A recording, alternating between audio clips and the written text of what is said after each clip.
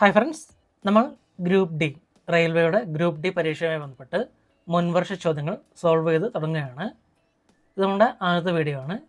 ഈ ഒരു മുൻവർഷ ചോദ്യങ്ങൾ നമ്മൾ പഠിക്കുന്നത് എങ്ങനെയൊക്കെയാണ് ചോദ്യങ്ങൾ വരുന്നത്, എവിടെ നിന്നൊക്കെയാണ് ചോദ്യങ്ങൾ വരുന്നത്, എന്തെല്ലാം പഠിക്കണം, ഇതൊക്കെ മനസ്സിലാക്കാൻ വേണ്ടിയാണ് നമ്മൾ മുൻവർഷ ചോദ്യങ്ങൾ നോക്കുന്നത്.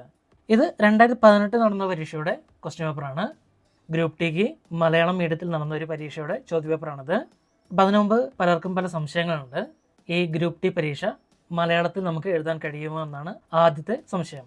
തീർച്ചയായും നമുക്ക് മലയാളത്തിൽ എഴുതാം. നമുക്ക് എക്സാമിന് അപ്ലൈ ചെയ്യുന്ന സമയത്ത് തന്നെ നമ്മുടെ എക്സാം ലാംഗ്വേജ് ഏത് വേണമെന്ന് സെലക്ട് ചെയ്യാവുന്നതാണ്. മലയാളം സെലക്ട് ചെയ്യുന്ന ഒരാൾക്ക് മലയാളവും അതോടൊപ്പം തന്നെ ഇംഗ്ലീഷിലും ചോദ്യങ്ങൾ ലഭിക്കും. രണ്ടും കൂടി ഒരുമിച്ചല്ല, ഏതെങ്കിലും ഒന്നായിരിക്കും കാണിക്കുന്നത്.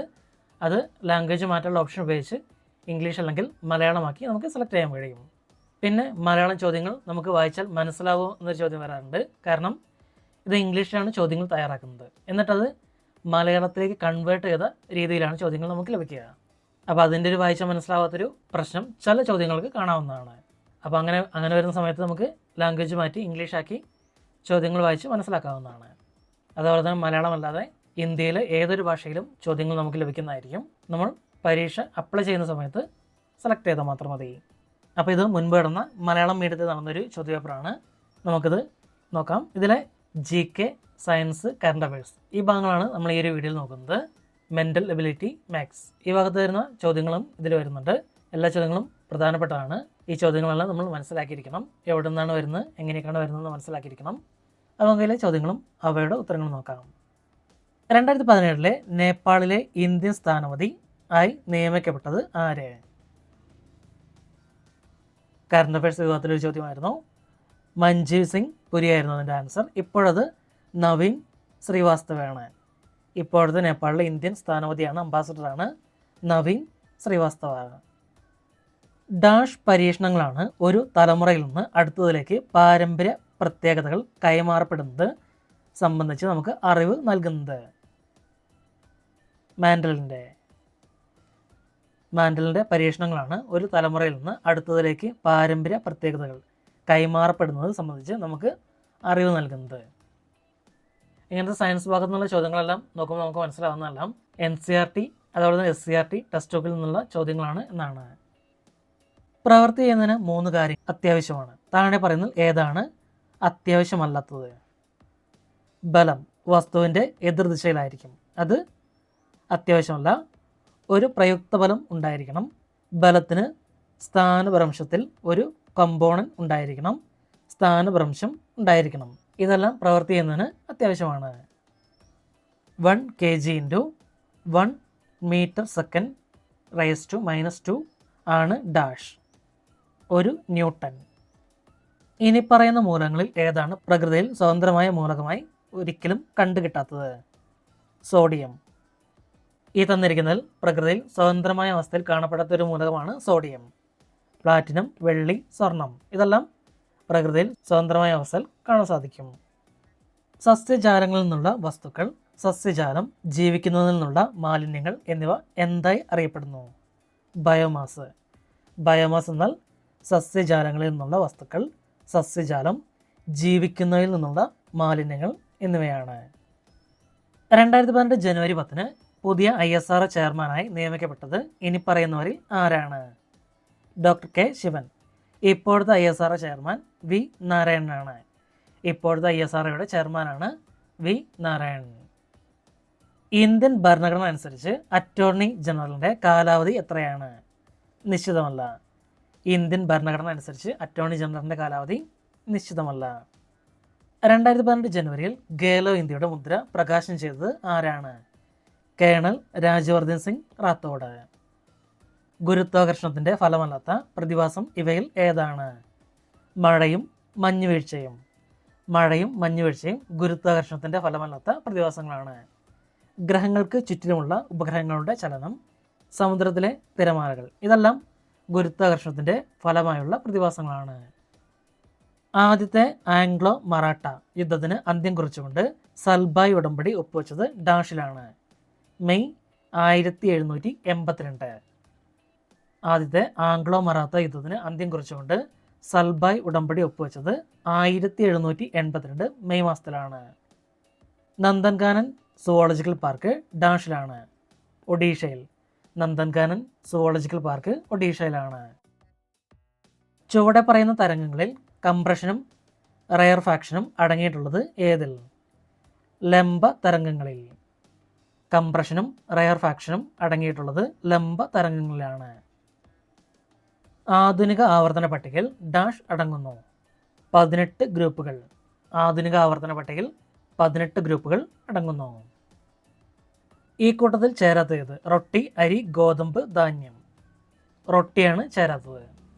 റൊട്ടി പാകം ചെയ്തുണ്ടാക്കുന്നതാണ്, ബാക്കിയെല്ലാം പ്യൂർ ഫോമിലാണ്. ഏത് സംസ്ഥാന സർക്കാർ ആസൂത്രണം ചെയ്തിട്ടുള്ള ജലസേചന പദ്ധതിയാണ് പട്ടിസീമ? ആന്ധ്രാപ്രദേശ്. ആന്ധ്രാപ്രദേശിലെ ജലസേചന പദ്ധതിയാണ് പട്ടിസീമ.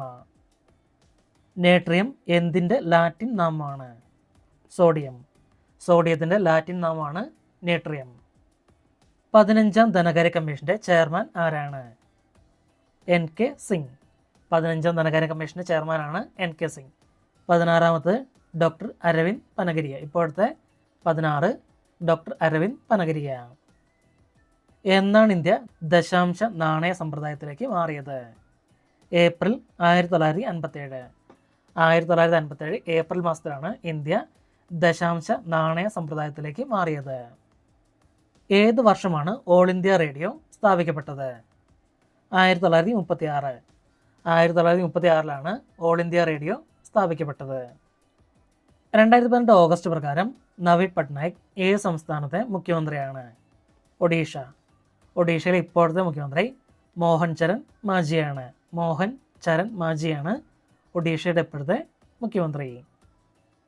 താഴെ കൊടുത്തിരിക്കുന്ന പ്രസ്താവനകളിൽ ഏതെല്ലാമാണ് ശരി അല്ലെങ്കിൽ തെറ്റ്? പ്രസ്താവന റിവേഴ്സൽ പ്രതിപ്രവർത്തനമുള്ള ഉദാഹരണമാണ് ഇത്.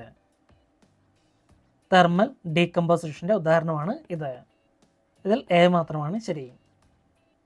താഴെ കൊടുത്തിട്ടുള്ളതിൽ മൃദുലമായ മാംസപേശികൾ അടങ്ങിയിരിക്കുന്നത് ഇനി പറയുന്നതിൽ ഏതിലാണ്?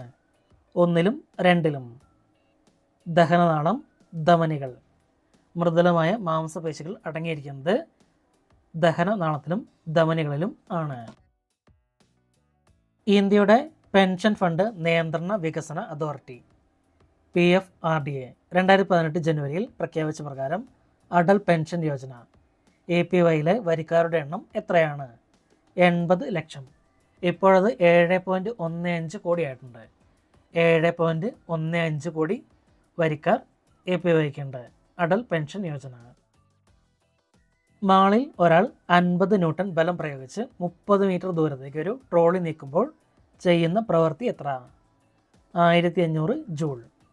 വർക്ക് കണ്ടുപിടിക്കാനുള്ള ഇക്വേഷനാണ് W=Fs. F എന്ന് പറയുന്നത് ബലമാണ്, അതായത് ഫോഴ്സ്. ഇവിടെ അത് 50 ന്യൂട്ടൺ ആണ്. S എന്ന് പറയുന്നത് ഡിസ്പ്ലേസ്മെൻ്റ് ആണ്. എത്ര ദൂരത്തേക്ക്? അത് 30 മീറ്റർ. 50 × 30 1500 ജൂൾ. ഒരു നിർദ്ദിഷ്ട ഉയരത്തിലേക്ക് വെള്ളം കയറ്റുമ്പോൾ ഡാഷ് ഉണ്ടാക്കുന്നു? സ്ഥിതികോർജം. ഒരു നിർദ്ദിഷ്ട ഉയരത്തിലേക്ക് വെള്ളം കയറ്റുമ്പോൾ സ്ഥിതികോർജം ഉണ്ടാകുന്നു. 50ാം WWE ചാമ്പ്യൻഷിപ്പ് കിരീടം നേടിയ ആദ്യത്തെ ഇന്ത്യൻ ഗുസ്തി താരം യുവരാജ് സിംഗ് ദേശി. ഇവയിൽ ഏതാണ് വിസർജ്യ സംവിധാനവുമായി ബന്ധപ്പെട്ടത്? റനൽ ധമനി. വിസർജ്യ സംവിധാനവുമായി ബന്ധപ്പെട്ടാണ് റനൽ ധമനി. 24 പ്രധാന ഇന്ത്യൻ ഭാഷകളിലൊന്നിൽ 8ാം പട്ടികപ്രകാരമുള്ള 22 ഭാഷകൾ ഇംഗ്ലീഷ്, രാജസ്ഥാനി. ഏറ്റവും മികച്ച കൃതികൾ രചിക്കുന്ന എഴുത്തുകാരെ ആദരിക്കുന്നതിന് വർഷം തോറും നൽകി വരുന്ന അവാർഡ് താഴെ പറയുന്നതിൽ ഏതാണ്? സാഹിത്യ അക്കാദമി അവാർഡ്.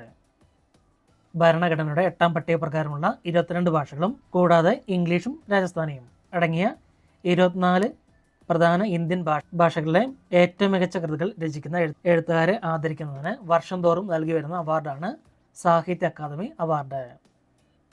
കോപ്പർ ക്ലോറൈഡിൻ്റെ ലായനിയിൽ ഈയം പ്രതിപ്രവർത്തിക്കുമ്പോൾ ലെഡ് ക്ലോറൈഡ് രൂപം കൊള്ളുന്നു. കോപ്പർ ക്ലോറൈഡിൻ്റെ ലായനിയിൽ ഈയം പ്രതിപ്രവർത്തിക്കുമ്പോൾ ലെഡ് ക്ലോറൈഡ് രൂപം കൊള്ളുന്നു. മുട്ടയിടുന്ന ജന്തുക്കളെ വിളിക്കുന്നത്? ഓവിപാരസ് ജന്തുക്കൾ. മുട്ടയിടുന്ന ജന്തുക്കളാണ് ഓവിപാരസ് ജന്തുക്കൾ. 2018 ത്രിപുര നിയമസഭാ തെരഞ്ഞെടുപ്പിൽ വിജയിച്ച രാഷ്ട്രീയ പാർട്ടി ഏത്? ഭാരതീയ ജനതാ പാർട്ടി. 2023 ഭാരതീയ ജനതാ പാർട്ടി തന്നെയാണ്, BJP തന്നെയാണ് ജയിച്ചിരിക്കുന്നത്. ബയോഗ്രഫിക്കൽ സോഷ്യൽ ഡ്രാമ MMUവിൻ്റെ 2005 ഡയറക്ടർ ആരാണ്? ഷൊനാലി ബോസ്. ഇന്ത്യ ദേശീയോദ്ഗ്രഥന ദിനമായി ആചരിക്കുന്നത് എല്ലാ വർഷവും ഡാഷ് തീയതിയിലാണ്? നവംബർ 19. ഇന്ത്യ ദേശീയോദ്ഗ്രഥന ദിനമായി ആചരിക്കുന്നത് എല്ലാ വർഷവും നവംബർ 19-നാണ്. രണ്ടാമത്തെ വാക്ക് ആദ്യ വാക്കുമായി ബന്ധപ്പെട്ടിരിക്കുന്ന പോലെ മൂന്നാമത്തെ വാക്കിനോട് ബന്ധമുള്ള ഓപ്ഷൻ തിരഞ്ഞെടുക്കുക. Cycle, handle bar, car dash, steering wheel. Geodesic ഗ്ലോബിൻ്റെ ആകൃതിയിലുള്ള കാർബണിൻ്റെ അലോട്രോപ്പ് ഏത്? ഫുള്ളറിൻ. ജിയോഡെസിക് ഗ്ലോബിൻ്റെ ആകൃതിയിലുള്ള കാർബണിൻ്റെ അലോട്രോപ്പാണ് ഫുള്ളറിൻ. മുഹമ്മദ് ഗോറയുടെ സൈന്യം പൃഥ്വിരാജ് ചൗഹാന്റെ സൈന്യവുമായി 2 തവണ ഏറ്റുമുട്ടി. ഡാഷ് രണ്ടാം യുദ്ധത്തിൽ പൃഥ്വിരാജ് ചൗഹാൻ പരാജയപ്പെടുകയും രാജ്യം അധിനിവേശിതമാകുകയും ചെയ്തു? ടറൈനിലെ. മുഹമ്മദ് ഗോറയുടെ സൈന്യം പൃഥ്വിരാജ് ചൗഹാന്റെ സൈന്യവുമായി 2 തവണ ഏറ്റുമുട്ടി. ടറൈനിലെ രണ്ടാം യുദ്ധത്തിൽ പൃഥ്വിരാജ് ചൗഹാൻ പരാജയപ്പെടുകയും രാജ്യം അധിനിവേശിതമാവുകയും ചെയ്തു. ഒരു വൈദ്യുത ബൾബിലെ ഫിലമെന്റ് 7 മിനിറ്റ് നേരത്തേക്ക് 0.75 ആംപിയർ കറണ്ട് വലിച്ചെടുക്കുന്നു. കറണ്ടിലൂടെ ഒഴുകുന്ന വൈദ്യുത ചാർജിൻ്റെ അളവ് കണ്ടുപിടിക്കുക. 315 കുളം. താപനിലയുടെ SI യൂണിറ്റ് ഇവയിൽ ഏതാണ്? കെൽവിൻ. താപനിലയുടെ SI യൂണിറ്റ് ആണ് കെൽവിൻ. ഒരു ആറ്റത്തിൻ്റെ M ഷെല്ലിൽ ഉൾക്കൊള്ളാവുന്ന പരമാവധി ഇലക്ട്രോണുകളുടെ എണ്ണം? 18. ഒരാറ്റത്തിൻ്റെ M ഷെല്ലിൽ ഉൾക്കൊള്ളാവുന്ന പരമാവധി ഇലക്ട്രോണുകളുടെ എണ്ണം 18. കുറയുന്ന ലോഹസ്വഭാവത്തിൻ്റെ ക്രമത്തിൽ ഇനി പറയുന്ന മൂലങ്ങളെ ക്രമീകരിക്കുന്ന ഓപ്ഷൻ തിരഞ്ഞെടുക്കുക. NaSiCl MgAl. ഓപ്ഷൻ എ ആണ് ഉത്തരം. NaMgAlSiCl. താഴെ പറയുന്ന സസ്യങ്ങളിൽ ഏതിലൊക്കെയാണ് പ്രകടമല്ലാത്ത പുനരുൽപാദന അവയവങ്ങൾ ഉള്ളത്? മർസീലിയ. മർസീലിയയിലാണ് പ്രകടമല്ലാത്ത പുനരുൽപാദന അവയവങ്ങൾ ഉള്ളത്. ബൺപൂരിലെ IISCO ഡാഷ് ഒരു സ്റ്റീൽ പ്ലാന്റ് ആണ്? പശ്ചിമ ബംഗാളിലെ ബൺപൂരിലെ ഒരു സ്റ്റീൽ പ്ലാന്റ് ആണ് IISCO. പ്രേമദാസ ക്രിക്കറ്റ് മൈതാനം ഏത് രാജ്യത്താണ് സ്ഥിതി ചെയ്യുന്നത്? ശ്രീലങ്ക. പ്രേമദാസ ക്രിക്കറ്റ് മൈതാനം ശ്രീലങ്കയിലാണ് സ്ഥിതി ചെയ്യുന്നത്. അപ്പോൾ ഈ ഒരു പേപ്പറിലെ GK കറണ്ട് അഫയേഴ്സ് സയൻസ് ഭാഗത്തെ ചോദ്യങ്ങളാണ് നമ്മൾ നോക്കിയത്. ഇതുപോലത്തെ കുറച്ചധികം ചോദ്യപേപ്പറുകൾ നമ്മുടെ കയ്യിലുണ്ട്. അതെല്ലാം സോൾവ് ചെയ്യണമെങ്കിൽ പറയുക. മാത്സും മെൻ്റൽ എബിലിറ്റിയും സെപ്പറേറ്റ് ആയിട്ട് വീഡിയോ ചെയ്യുന്നതായിരിക്കും. അപ്പോൾ നിങ്ങളുടെ നിർദ്ദേശങ്ങളും അഭിപ്രായങ്ങളും എല്ലാം തീർച്ചയായിട്ടും കമൻറ്റായി രേഖപ്പെടുത്തുക. നമ്മുടെ ഗ്രൂപ്പ് ഡിക്ക് വേണ്ടിയിട്ട് ഒരു ടെലഗ്രാം ചാനൽ തുടങ്ങിയിട്ടുണ്ട്. അതിൻ്റെ ലിങ്ക് ഡിസ്ക്രിപ്ഷൻ ബോക്സിൽ കൊടുത്തിട്ടുണ്ട്. അവിടെ ക്ലിക്ക് ചെയ്ത് ജോയിൻ ചെയ്യാവുന്നതാണ്. അതേപോലെ തന്നെ ഇപ്പോൾ ലേറ്റസ്റ്റ് ആയിട്ട് നടന്നിരിക്കുന്ന ALP ടെക്നീഷ്യൻ, ജൂനിയർ എഞ്ചിനീയർ തുടങ്ങിയ പരീക്ഷകളുടെ ചോദ്യപേപ്പറുകൾ മലയാളം മീഡിയത്തിൽ നടത്തിയ ചോദ്യപേപ്പറുകൾ ആരുടെയെങ്കിലും കയ്യിലുണ്ടെങ്കിൽ അതും അയച്ചു തരിക. നമുക്ക് സോൾവ് ചെയ്യാം. വാട്സാപ്പ് നമ്പറും ടെലഗ്രാം നമ്പറും ഒക്കെ ഡിസ്ക്രിപ്ഷൻ ബോക്സിൽ കൊടുത്തിട്ടുണ്ട്. അപ്പോൾ ഈ വീഡിയോ തുടർന്ന് ചെയ്യണമെന്ന കാര്യം നിങ്ങൾ കമൻറ്റായി രേഖപ്പെടുത്തുക. ഉപകാരപ്പെടുന്നുണ്ടെങ്കിൽ നിങ്ങളുടെ കൂട്ടുകാർക്ക് വേണ്ടി ഷെയർ ചെയ്യുക. Okay, thank